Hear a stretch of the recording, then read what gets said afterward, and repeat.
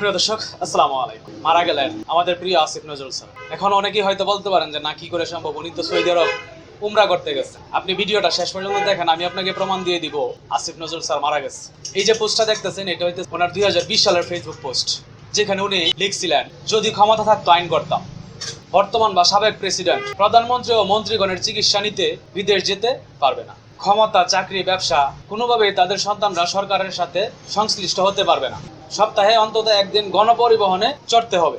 রাস্তায় চলাকালে তারা অন্য একটি যানবাহনও থামিয়ে রাখতে পারবে না।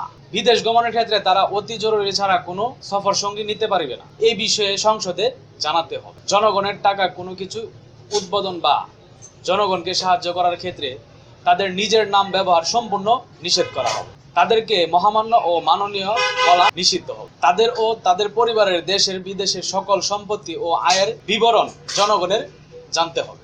দুদকের একটি সম্পূর্ণ স্বাধীন ইউনিট শুধুমাত্র তাদের বিষয়ে নজর রাখার জন্য। অন্য ক্ষেত্রেও আরো বহু কিছু করতাম, যা লুটেরা, চুর ও সন্ত্রাসী তাদের জীবন নরক বানিয়ে ছাড়তাম। এটা হচ্ছে আমাদের আসিফ নজরুল স্যারের 2020 সালের পোস্ট।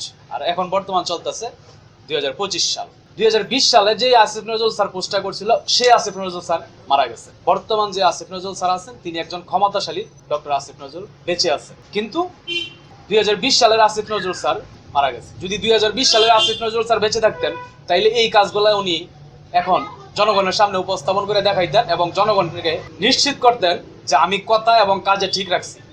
কারণ এখন পর্যন্ত ওনার কথা এবং কাজে আমরা কোনো মিল পাই নাই। তার মানে আমরা ধরে নিতেই পারি যে আমাদের প্রিয় আসিফ নজরুল স্যার, যার কাছ থেকে আমরা অনুপ্রাণিত হয়েছি, সেই আসিফ নজরুল স্যার আজকে ক্ষমতায় থাকার পরেও, ঠিক আছে, আসিফ নজরুল স্যারের এই পর্যন্ত রাষ্ট্রের কোনো কিছুই পরিবর্তন করতে পারে নাই। বরঞ্চ তাদের কাছে কোনো কিছু প্রশ্ন করলে ওনারা উত্তর দেন এই নিয়ম আগেই ছিল, মানে আগের নিয়মেই ওনারা এইভাবেই চালাবে।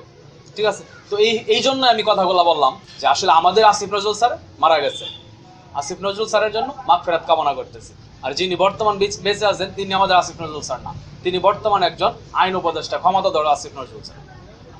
তো যাই হোক, এতটুকুই বলার ছিল। ভালো থাকবেন সকলেই। আসসালামু আলাইকুম।